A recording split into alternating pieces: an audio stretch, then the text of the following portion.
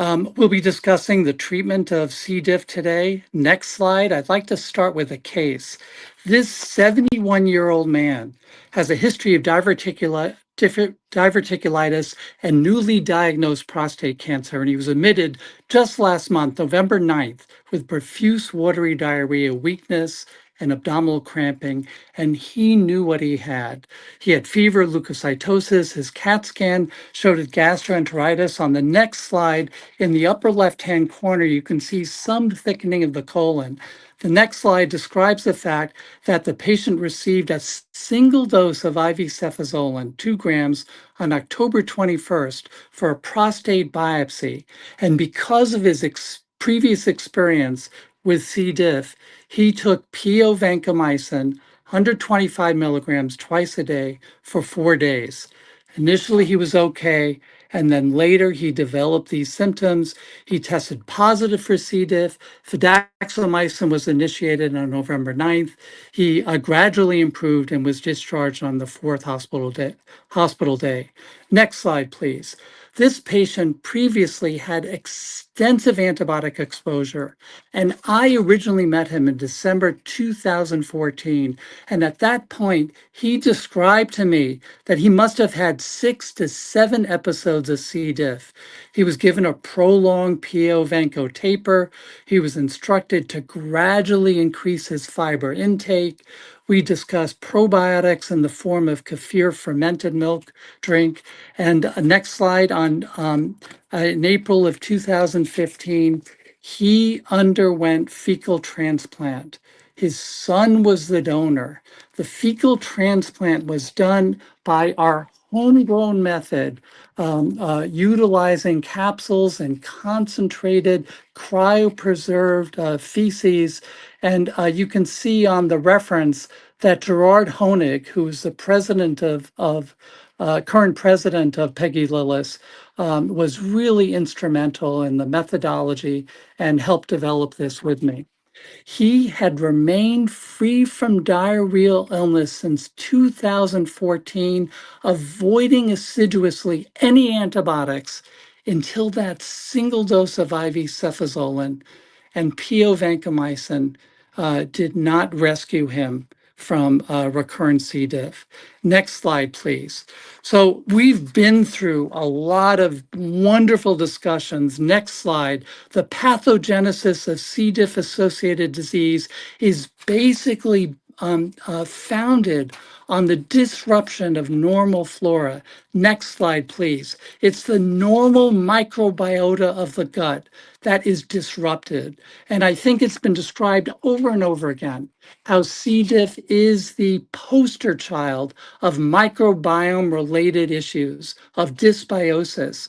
And this clarifies for me, in my thinking, the importance of the microbiome, not only in C. diff, but in other types of illness and other aspects of health that we'll discuss for a while. In the previous discussion about dysbiosis and anxiety and depression is just the tip of the iceberg for the microbiome and its role in health and well-being. Next slide. So what do we do? The clinicians, the treaters of C. diff. Well, the first thing that we do is listen. And the fact that there's been patient testimonials at this session just feels so right. It resonates. What is the story? What is the experience of C. diff? What are the precipitating factors? What has been the story of the illness and its aftermath? And many of us run up against pressured, busy professionals in all kinds of walk of life, including healthcare, and the unintended and brutal cruelty of our healthcare systems is just such a tragic, unfortunate type of event. And the Peggy Lillis Foundation stands for the primacy of the personal experience. People are those who get C. diff. People are those who try to understand C. diff. People are those who try to treat C. diff. So the treatment of C. diff is rooted in respect and honoring of the individual. The treatment of C. diff is, and particularly recurrent C. diff, is rooted in avoiding antibiotics, optimizing comorbid conditions so that antibiotics are less likely, optimizing health, and of course, optimizing the microbiome and giving resilience to that person who faces an environment in which C. diff is common and in which antibiotics are often encountered. Next slide. I just want to point out this study from the Stanford group looking at different gut microbiota targeted diets that modulate the very immune system that keeps us healthy. And they looked at high fiber diet, and there were some benefits, but fermented foods was remarkable in terms of increasing diversity and decreasing markers of inflammation. Next slide, please. These are some of the results that are present. The use of fermented foods being associated with increased diversity, increased butyrate levels, increasing proportions of bacterial groups that are not the proteobacteria that threaten our health and well-being. Next slide, please. And decreasing inflammation and inflammatory markers and focusing on immune efficacy on what we need to do in terms of keeping ourselves well and keeping ourselves healthy. Next slide, please. The gut microbiome is a continuous theme in terms of the presentations at this symposium. And when we treat C. diff, when we see a person who has C. diff, that is certainly part of the issues.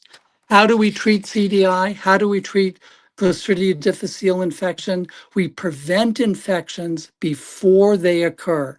We ask people to do everything to optimize their health. Good sleep, staying active, walking, exercise, progressive resistance exercise, progressive resistant exercise, vaccines to prevent infections that cause that cause vulnerability to C. diff, avoiding high-risk antibiotics. The antibiotics that target anaerobes are the antibiotics that tend to be associated with more disruption of the microbiome. Proton pump inhibitor stewardship so that it's used only if it's going to be helpful, only if it's required. Home hygiene, stress reduction, everything that we can do to optimize health to prevent C. diff, to prevent recurrent C. diff, and to optimize well-being for all the people that we're working with. How do we treat recurrent C. diff? The next slide. I emphasize in my counseling of patients who've had C. diff before is the use of prebiotics, the fact that fiber in very small amounts initially, gradually increasing every 5 to 7 days. Fiber, the nutrition that feeds the healthy bacteria, is part of a component of a healthy microbiome. I think probiotics are important, kefir and the other fermented foods. And then we use the antibiotics against C. diff. And you've heard about fidaxomicin, about oral vancomycin, metronidazole we use rarely as an adjunctive for severe C. diff, and then the live biotherapeutics to prevent recurrent C. diff infection. The next slide is the basis of the kefir recommendation. And in individuals who have had recurrent C. diff, this interesting study from years ago looked at, evaluated 25 individuals who had recurrent C. diff. The individuals had an average of 4 recurrences of C. diff. And by using a staggered and tapered, prolonged vancomycin taper, along with kefir, at least 5 fluid ounces 3 times a day, they had remarkable success in preventing recurrent C. diff in 22 out of 25 of the recipients. The C. diff guidelines on the next slide has been referred to previously. Fidaxomicin is generally preferred, vancomycin as an alternative. Next slide, I want to point out that fidaxomicin in a prolonged extended taper using 200 milligrams twice a day for 5 days, and then every other day for the remaining 20 days, have been associated with a remarkably low frequency of recurrent C. diff of 6%, which has been unexcelled in the clinical literature. And the results look something like this on the next slide. You can see in the figures, blue is the vancomycin arm, pink is the fidaxomicin extended taper arm, and the lower recurrence rate seen in the fifth and the sixth column is a graphical interface of the enhanced recurrence rate that's used with fidaxomicin with this particular strategy. And remarkably, on the next slide in this study, the microbial diversity actually increased while on fidaxomicin compared to vancomycin. It diminished a little bit. It stayed about the same. There was a lot of variation, but the actual microbial diversity as measured by the Shannon Diversity Index, which has been mentioned a few times, actually increased on the narrow spectrum use of this particular focused antibiotics. On the next slide is another illustration of the clinical efficacy of fidaxomicin. And the graph on the following slide is another way of kind of describing and comparing the results on the next slide. Thank you. The comparison between vancomycin and with fidaxomicin, and you can see that there are definite, although in this particular slide, not of a large magnitude in terms of the difference. We live in a complex society, and on the next slide is the cost comparison of some of the agents that we're dealing with. And this is a reality. This is what we're coping with. Oral vancomycin for a 10-day course is $80. Fidaxomicin for a 10-day course is $4,900. Rebiota, a live biotherapeutic, is $9,300. Vouced is $19,000. And yes, health is precious, but all of us, our healthcare systems, our patients, all of us are under sometimes extraordinary financial pressure, and the choice of antibiotics in a financially strapped system where healthcare is not considered a right, in which the costs of these medications are as high as they are, is just unfortunate and results in a lot of vancomycin utilization. In many institutions, fidaxomicin is reserved for those patients at highest risk for recurrence, advanced stage, previous C. diff experience, extensive comorbidity. The next slide is the randomized clinical trial that established fecal transplant. And on the next slide, you see some of the outcome characteristics. The results were so powerful that they had to be terminated early. The following slide describes the fact that with vancomycin by itself, there was only 30% resolution for patients with recurrent C. diff, which compared with over 80% resolution with the stool infusion with that. On the following slide is another example of the of a oral capsulized version of fecal transplant and its efficacy. And on the following slide is the write-up that I did with Dr. Honig, president of PLF, on the strategy that we had.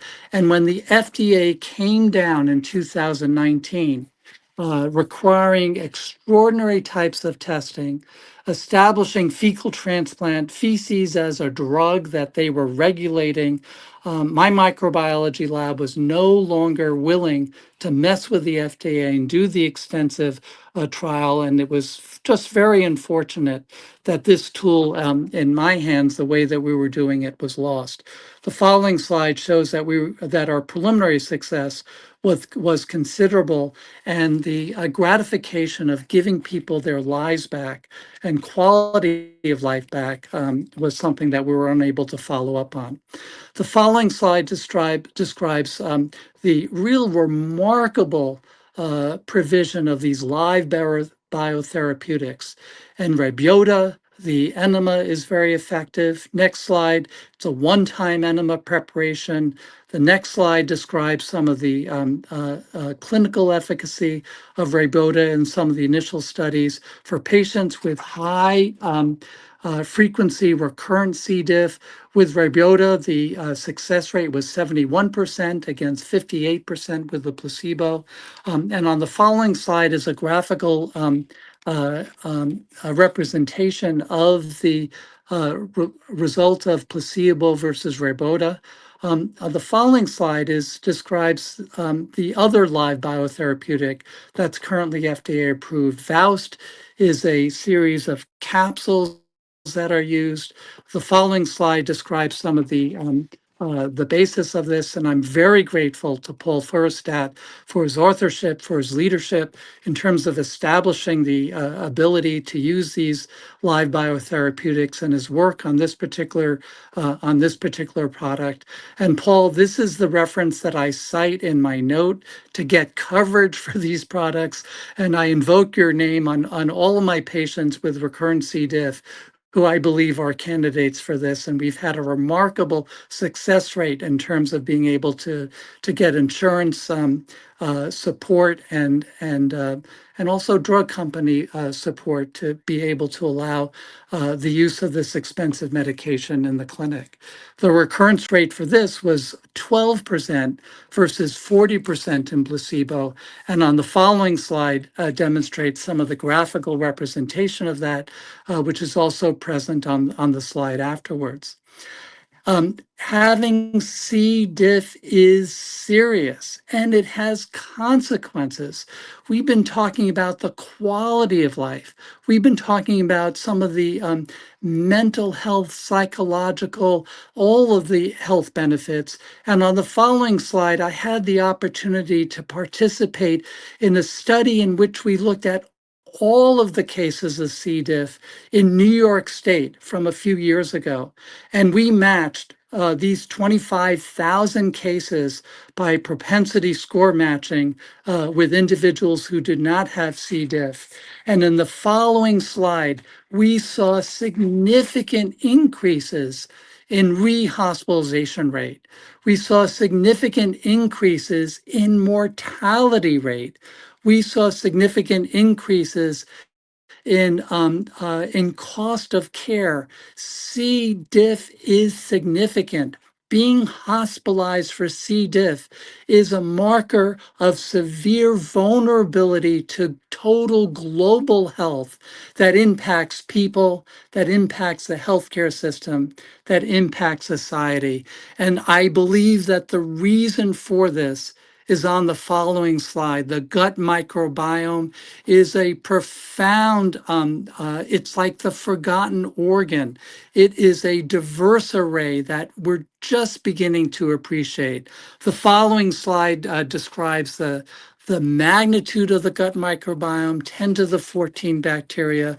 The following slide states that microbes exist in complex, interactive, interkingdom, multi-species, microbial communities within a habitat in the human intestine. We are not single organisms. The next slide, we are communities of organisms. We are communities of organisms, human cells, microbial cells, immune cells. Next slide, please. That are interacting with each other at a continuously dynamic and impactful way. And our society, with its diet, with its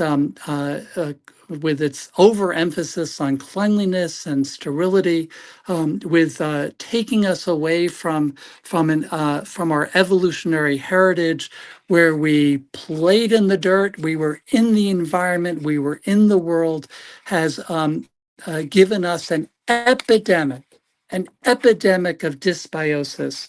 Next slide, please. The gut microbiome is the forgotten organ. And I'm looking forward to more live biotherapeutics that address dysbiosis. I'm looking forward to next generation Rayboda products, next generation VOWS products, next generation Vedanta products that can restore the microbiome for individuals that and kind of understand, track and address the dysbiosis that I think is related to so much of the comorbidity that we're dealing as a society, as a country, one epidemic of modern disease after another.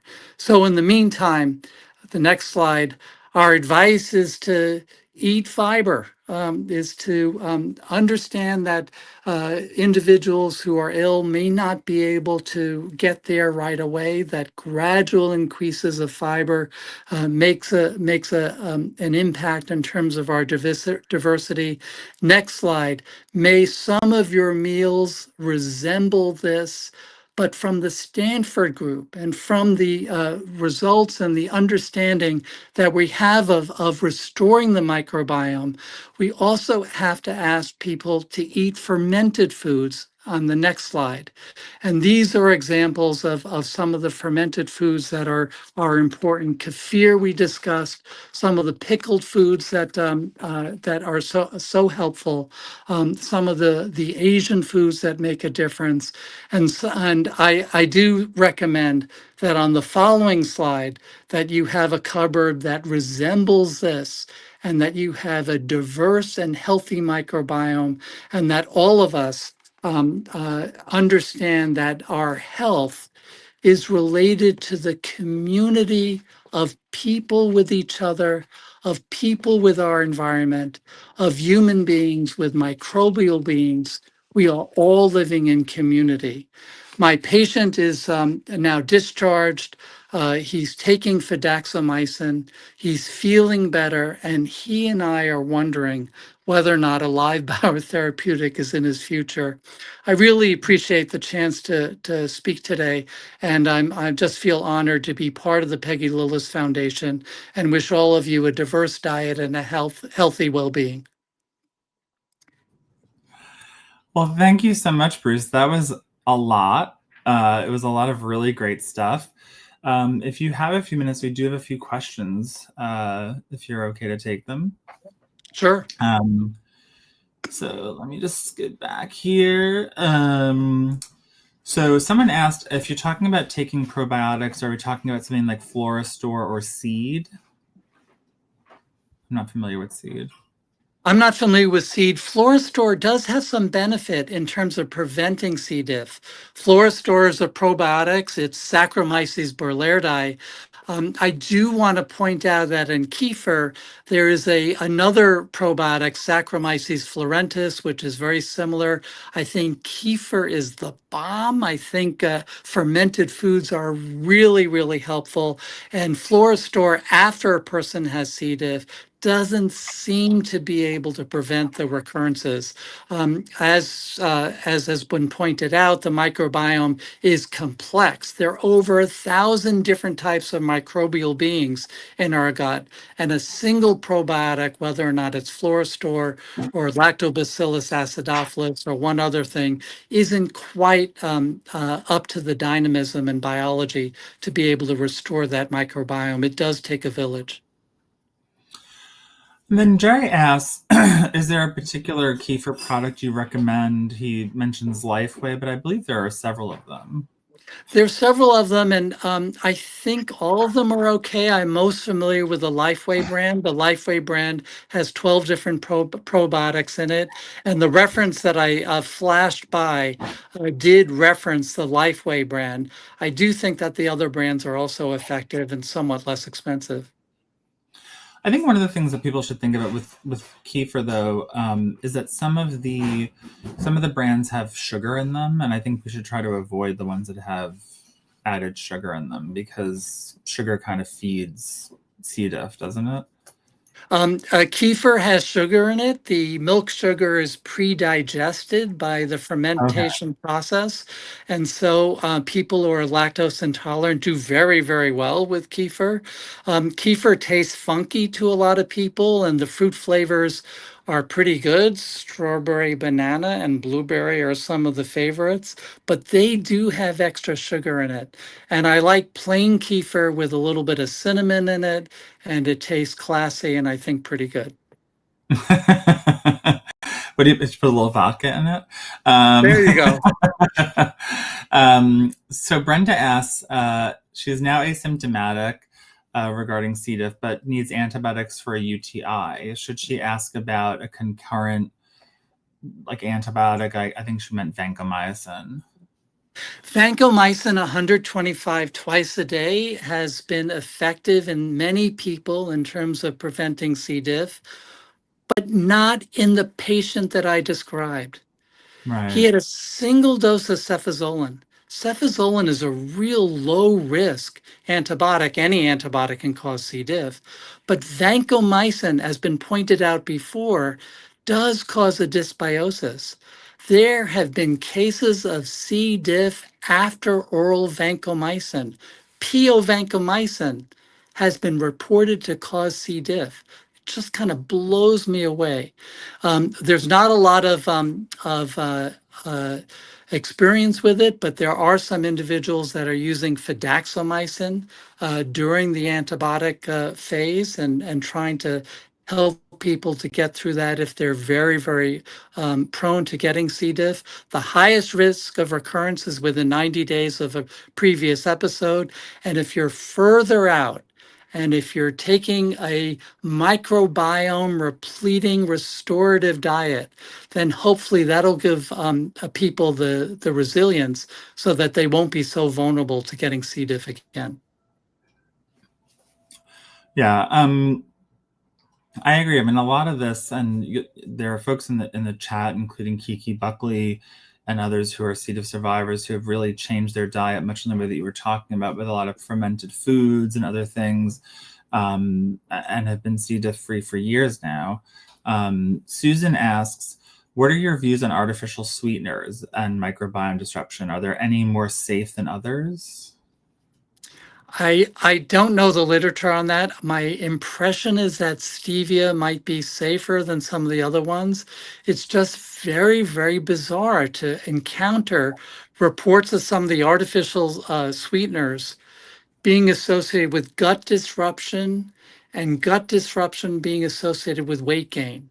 The idea that artificial sweeteners can cause a change in the gut microbiome that predisposes to weight gain is just very, very ironic. And I've asked people to try to avoid them whenever possible. I'm not sure about stevia. I think that's a little bit safer.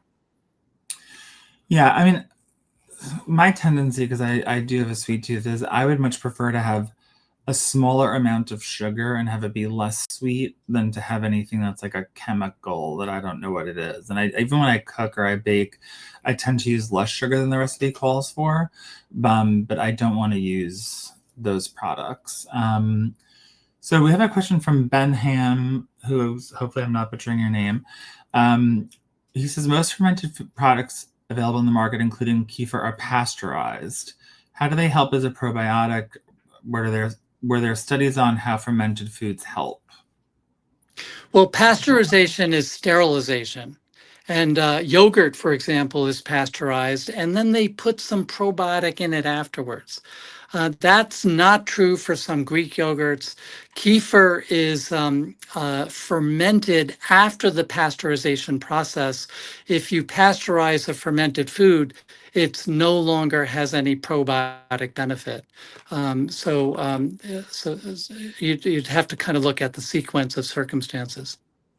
Yeah, that makes sense to me.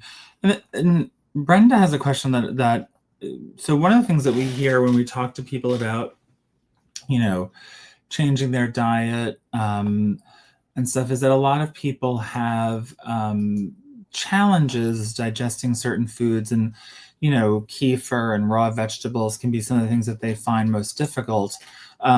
So this lady Brenda has severe GERD, and she's wondering, are there any fermented foods that are the least acidic or reactive? When I start working with a person in my office, I really listen to them and I respect what they're telling me.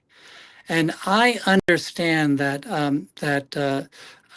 Brenda is an expert on what her GI tract is able to do, what their GI tract is able to tolerate at that moment. There are some foods that are higher risk compared to other ones. What I have found is that starting very low with some of these desirable foods and gradually increasing it slowly and easily, and then cutting back if it's too much. Most of the patients that I'm working with are having real difficulty tolerating fiber. I worked with one person who did not eat a vegetable for 40 years. And then when she got recurrent C. diff, it came time to really address her diet. And she started with half a teaspoon of lentil soup once a day. And after a week, she was able to take a little bit more. And after another week, she was able to take a little bit more and very gradually train her system, induce microbiome changes that she was able to adapt to and restore her microbiome so that she was able to tolerate a more well-balanced diet. But it starts off slow, and the person's experience and of food and their illness absolutely has to be respected. Go slow and go gradual, I think is good advice for some of these things. I mean, I think, I think that's true for people who even haven't had C. diff, where if you suddenly, increase your fiber intake by, 40 grams, like, minimally, you're probably gonna have like a lot of gas and distress. So I think it's kind of, I agree with you that slow and steady is kind of the way to do it. The wonderful thing, or not wonderful thing about Americans, is that we want everything yesterday. And I, in my own, journey of health and weight loss, it's been something that I really think, you have to make small changes and let them add up and then make the next small change. And I think that's what we're not advising everybody to go out here and, get a thing of raw sauerkraut and eat it all in one sitting. It's really about how do you introduce these things over time, so you feel good about it. And I think we have found the perfect question to end on, which Nancy says. She said 2 FMTs, the last one 4 months ago. She's doing well now. Can she have an occasional glass of wine? Yes, absolutely. Go for it, Nancy. Nancy, I Cheers. insist. Cheers.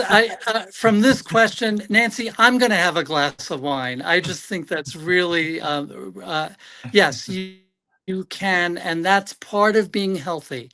And it's being resilient and it's enjoying some of the good things. And on that slide that said fermented foods, all the way at the bottom, there are a couple fermented natural beers that are good for the microbiome. And I just wanted to point that out. Cheers to fermented drinks.